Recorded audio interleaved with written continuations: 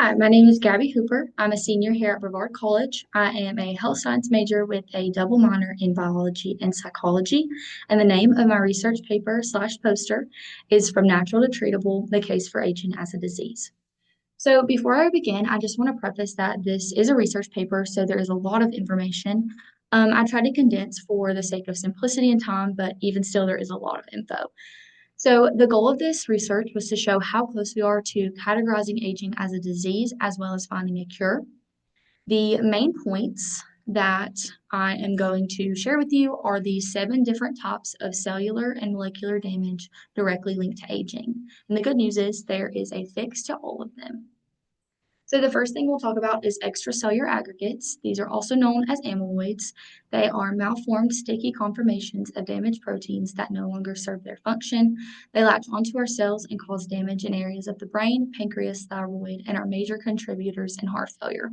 There are many different types of these amyloids. There are beta amyloids, which affects the brain, TTR amyloids, which affect the thyroid, and even though they're in different parts of the body, they're all doing the same thing.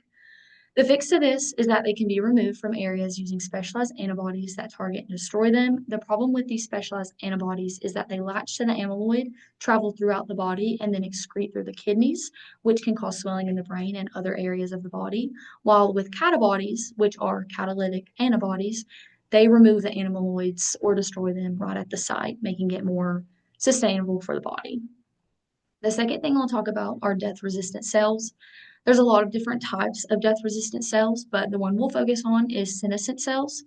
These are cells that are old and have stopped undergoing division. They begin to deteriorate and undergo changes in their DNA that can cause them to become cancerous.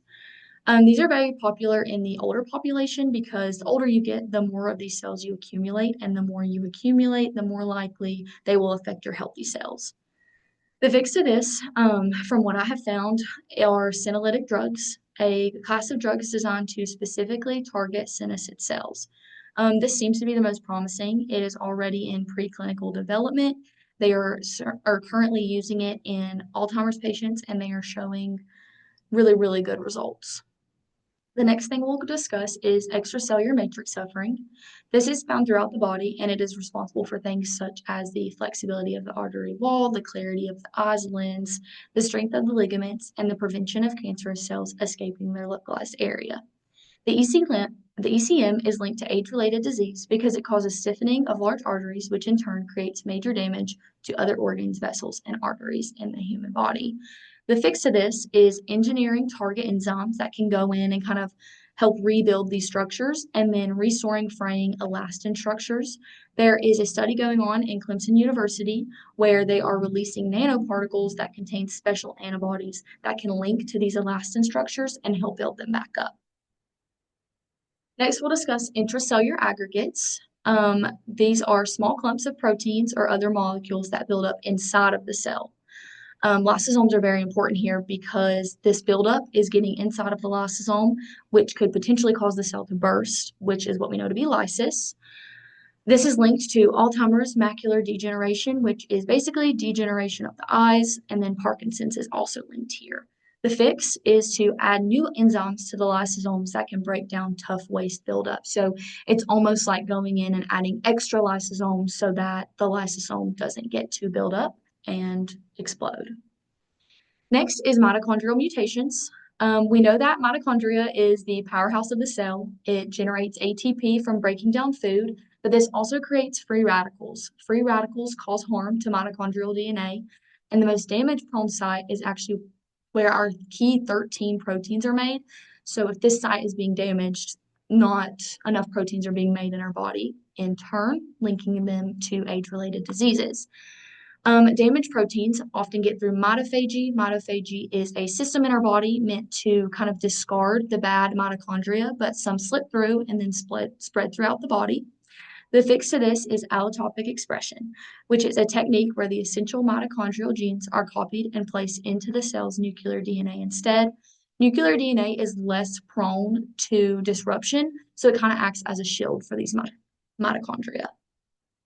Next is cancerous cells. There are 2 different ways that our cells can have damage through mutations and epimutations. All cancer cells have a weakness, and this is the need to lengthen their telomeres. They lengthen their telomeres by taking over one of the two systems, either telomerase, which is their main method, or alternative lengthening of telomeres, also known as ALT.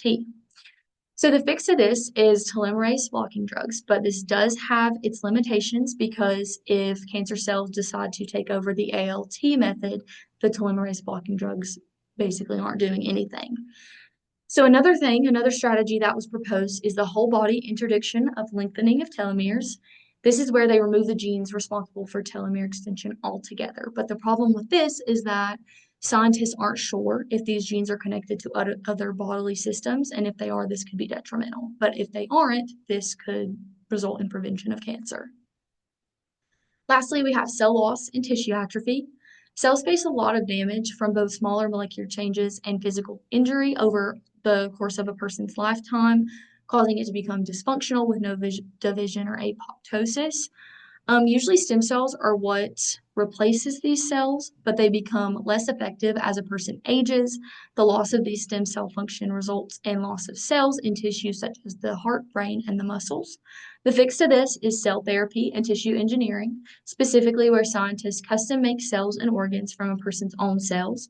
And then another fix would be somatic cell nuclear transfer, which involves combining an egg cell from a donor with the patient's cells to generate new cells to go where needed. So with that, we come to my conclusion, and I'm just going to kind of wrap up here by saying we are so close to discovering the curing of aging, but it's very necessary that people realize the importance of this research because proper funding is definitely something that's needed. We can't have more technological advancements without the proper funding. So it's very important for private institutions and governments to kind of realize the purpose of this and realize why it is so important. We know AI has proved to be a major help in the medical field and it continues to get smarter with time. So used in the right way, that could really be a factor in determining how quickly we cure aging. Again, continued investment is essential for more research and development of ideas.